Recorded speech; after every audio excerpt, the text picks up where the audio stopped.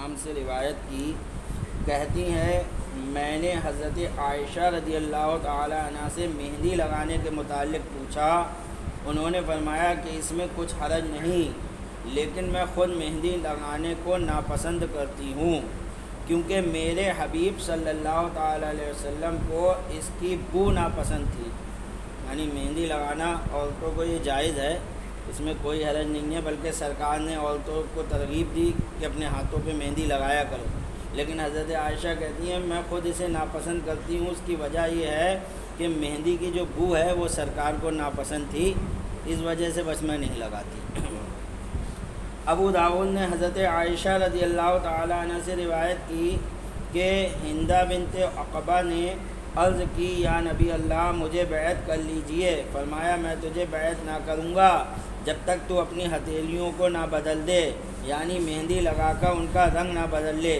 تیرے ہاتھ گویا درندے کے ہاتھ معلوم ہو رہے ہیں، یعنی عورتوں کو چاہیے کہ ہاتھوں کو رنگین کر لیا کریں۔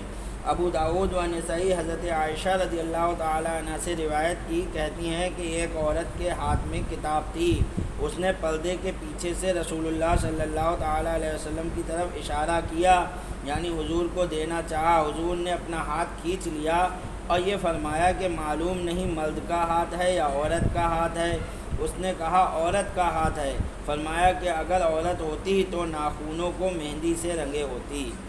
ابو داؤد نے ابو ہریرہ رضی اللہ تعالیٰ عنہ سے روایت کی کہ رسول اللہ صلی اللہ علیہ وسلم کے پاس ایک مخنث حاضر لایا گیا جس نے اپنے ہاتھ اور پاؤں مہندی سے رنگے تھے۔ ارشاد فرمایا اس کا کیا حال ہے، یعنی اس نے کیوں مہندی لگائی ہے؟ لوگوں نے عرض کی یہ عورتوں سے تشبہ کرتا ہے۔ حضور نے حکم فرمایا اس کو شہر بدر کر دیا گیا، مدینہ سے نکال کر نقی کو بھیج دیا گیا۔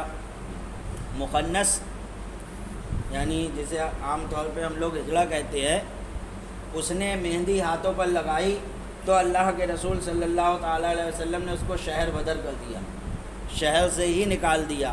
اور ہم مرد ہو کر ہاتھوں پہ مہندی لگاتے ہیں، جب دولہا بناتے ہیں تو لگاتے ہیں۔ یہ ان کا حال ہے کہ جو عورتوں سے تشبہ کر رہے تھے، مخنث تھے، جن کی گنتی نہ مردوں میں ہے نہ عورتوں میں ہے، انہوں نے مہندی لگا لی تو اللہ کے رسول نے انہیں شہر بدر کر دیا، اور جو مرد ہو کر مہندی لگائے گا سوچیے سرکار کتنا ناراض ہوں گے۔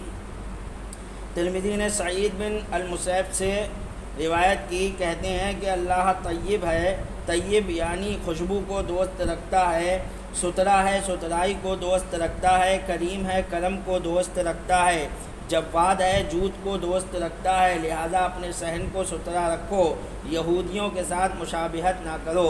صحیح مسلم میں عبداللہ بن مسعود رضی اللہ تعالی عنہ سے مروی کہ رسول اللہ صلی اللہ علیہ وسلم نے فرمایا جس کے دل میں ذرہ برابر تکبر ہوگا جنت میں نہیں جائے گا۔ ایک شخص نے عرض کی کہ کسی کو یہ پسند ہوتا ہے کہ کپڑے اچھے ہوں، جوتے اچھے ہوں، یعنی یہ بات بھی تکبر ہے یا نہیں؟ فرمایا اللہ جمیل ہے، جمال کو دوست رکھتا ہے، تکبر نام ہے حق سے سرکشی کرنے اور لوگوں کو حقیر جاننے کا۔ جوتے اچھے ہوں، کپڑے اچھے ہوں، اس سے یہ مطلب تھوڑی ہے کہ اس کے اندر تکبر آ گیا، اچھے کپڑے پہننا چاہ رہا ہے، اچھے جوتے پہننا چاہ رہا ہے، اس میں تکبر نہیں ہے۔ تکبر کیا ہے؟ حق سے تجاوز کرنا اور دوسرے کو ذلیل سمجھنا، اس کا نام تکبر ہے، اس سے بچنا چاہیے ہمارے۔